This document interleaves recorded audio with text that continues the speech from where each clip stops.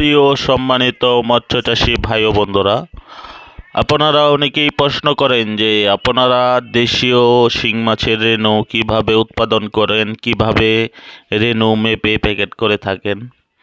তো আপনাদের এই ছোট্ট একটি কথার জন্যই আজকের এই প্রতিবেদন।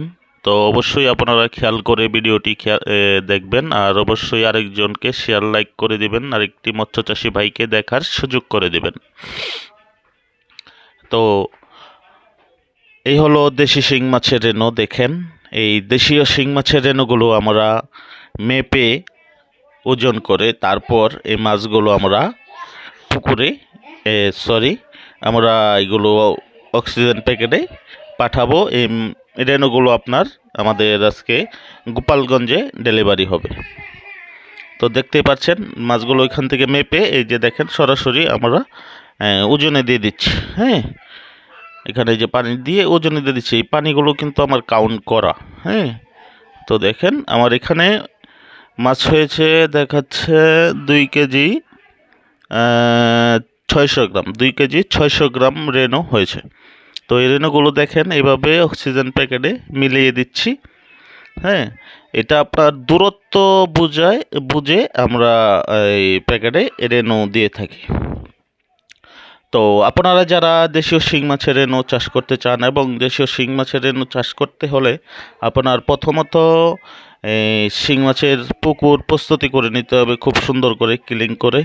হ্যাঁ, আর এই রেণু ছাড়ার পর আপনার রেণুকে খাবার দিতে হবে ডিমের কুসুম।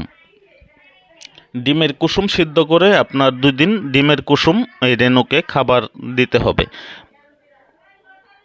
তারপর আপনারা 2 থেকে 3 দিন পর থেকে আপনারা খোল বা নার্সারি পাউডার, হ্যাঁ, এইগুলো আপনারা ভিজিয়ে খাবার দিয়ে যাবেন। তো আপনারা অবশ্যই আজকে আমাদের ভিডিওর মাধ্যমে দেখতে পারলেন যে আমরা রেণুগুলো কিভাবে মেপে ওজন করে দিয়ে থাকি, আর এগুলো প্যাকেটে আমরা কিভাবে দিই। তো প্রিয় মৎস্যচাষী ভাই ও বন্ধুরা, দেশ এবং দেশের বাহির থেকে যারা আমাদের এই ভিডিওটি দেখছেন, অবশ্যই আমাদের নয়নতারা মৎস্য হ্যাচারি এই চ্যানেলটি সাবস্ক্রাইব করে দিবেন,